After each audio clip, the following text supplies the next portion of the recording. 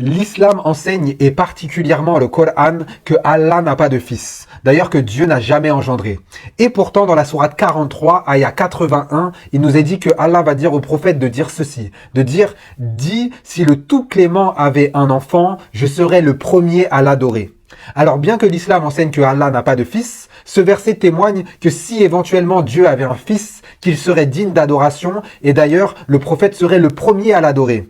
Eh bien c'est bien pour cette raison-là que les chrétiens adorent Jésus, parce qu'il est fils de Dieu. Tout simplement parce que les écritures chrétiennes enseignent ceci. Dans Jean 1, versets 1 à 3, il nous est dit qu'au commencement est la parole, cette parole c'est Jésus, et que cette parole est Dieu, cette parole a tout créé, mais au verset 14, il nous est dit que cette parole s'est fait chair, donc est devenue homme, et puis que nous avons contemplé sa gloire, une gloire comme la gloire du Fils unique venu du Père. Donc on voit que la Bible enseigne que Jésus est Dieu, qu'il est éternel, qu'il est le créateur de toutes choses, mais surtout qu'il est le Fils de Dieu, qu'il est le Fils du Père. Alors maintenant, qu'est-ce que cela veut dire qu'il a été engendré par le Père? Alors bien évidemment, ce n'est pas un engendrement charnel comme le sous-entend le Coran, c'est bien un engendrement spirituel. C'est-à-dire qu'avant la création de toutes choses, avant que Dieu ne crée même le temps, eh bien Dieu existe en tant que Père, Fils et Esprit Saint. Et voilà pourquoi nous adorons Jésus en tant que Fils de Dieu.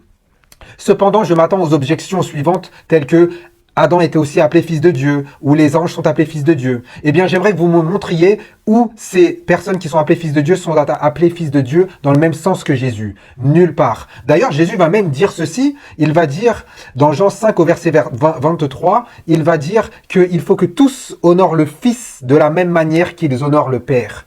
Quel homme, quel prophète peut dire qu'il faut l'honorer comme ils honorent Dieu? Aucun, si ce n'est Dieu. Et d'ailleurs, dans Jean 14 au verset 9, il va dire que celui qui l'a vu a vu le Père et que lui et le Père ne font qu'un. Donc on voit clairement que les chrétiens ont bien raison d'adorer Jésus en tant que Fils de Dieu parce qu'il est Dieu lui-même. Soyez bénis.